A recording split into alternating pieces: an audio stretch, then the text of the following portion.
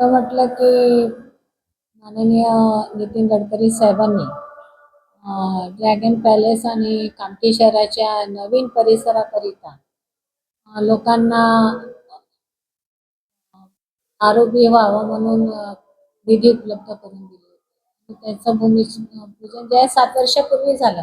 पण नेमकं असं झालं की फार संथ गतीने हे काम सुरू होतं आणि सातत्याने येणाऱ्या लोकांना फार त्रास होत होता. अंडरपास ब्रिज जे आहे त्या अंडरपास ब्रिजमधून मोठ्या गाड्या येऊ शकत नव्हत्या. बसेस नाही, सर्व बसेस वगैरे आपल्या नॅशनल हायवेवर उभे राहायचे.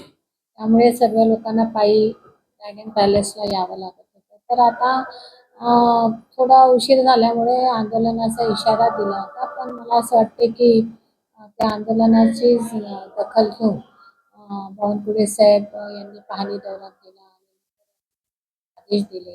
त्यापूर्वी गडकरी साहेबांनी पण 2 बैठका घेतल्या. त्याच्यामध्ये पण त्यांनी त्या पुलाच्या संदर्भामध्ये मोठ्या प्रमाणात वर्तमानपत्रात बातम्या आल्या होत्या की क्वालिटी वर्क बरोबर नाही. तर सर्व काही जे होतं ते आता त्यांनी पूर्ण केलं आणि धम्मचक्र प्रवर्तन दिनानिमित्त